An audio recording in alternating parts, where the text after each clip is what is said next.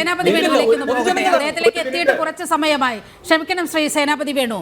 അതായത് ഇപ്പോൾ നോക്കൂ, മുസ്ലിം ലീഗ് UDF-ലെ ഒന്നാമത്തെ കക്ഷിയായി ഇതുപോലെ നിർണായകമായ തീരുമാനങ്ങൾ കൈക്കൊള്ളുകയാണ്.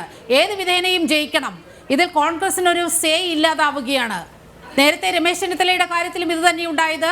രമേശ് ചെന്നിത്തലയെ നിങ്ങളുടെ നേതാക്കൾ മുഴുവൻ തള്ളിപ്പറയുന്ന ഒരു സാഹചര്യത്തിൽ സാദിഖ് അലി തങ്ങൾ, കുഞ്ഞാലിക്കുട്ടി രമേശ് ചെന്നിത്തലയ്ക്ക് പിന്തുണയുമായി വരുന്നു. അതായത് കൃത്യമായ സന്ദേശം ഇതാണ്: കേരളത്തിന്റെ മുഖ്യമന്ത്രി സ്ഥാനാർത്ഥിയായി രമേശ് ചെന്നിത്തലയെയാണ് ഞങ്ങൾ ആഗ്രഹിക്കുന്നത്, നിങ്ങൾ അത് നടപ്പാക്കിക്കൊള്ളൂ എന്ന്. ഈ അൻവറിന്റെ കാര്യത്തിലും അത് തന്നെയായി. നിങ്ങൾക്ക് ദഹിക്കാൻ കഴിയില്ല, പക്ഷേ ഇത് ലീഗിന്റെ തീരുമാനമാണ് എന്ന് പറയാതെ പറയുകയാണ്. നീലിമ, ഞങ്ങളുടെ മുമ്പിൽ ഇപ്പം മുഖ്യമന്ത്രി ആര് എന്നുള്ള ചോദ്യമില്ല.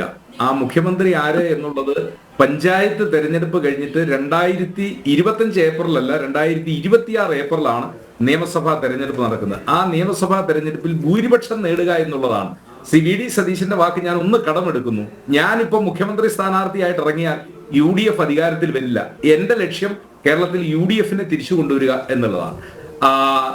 സാദിഖ് അലി തങ്ങളെ സന്ദർശിച്ചതിന് ശേഷം പുറത്തിറങ്ങിയ രമേശ് ചെന്നിത്തലയോട് ചോദിച്ച ചോദ്യത്തിന് മറുപടിയും അദ്ദേഹം പറഞ്ഞത് മുഖ്യമന്ത്രിയെ ഒക്കെ തീരുമാനിക്കാൻ ഭൂരിപക്ഷത്തിന് ശേഷം ഹൈക്കമാൻഡ് ഉണ്ട്. ഒരു സെക്കൻഡ് കൂടെ.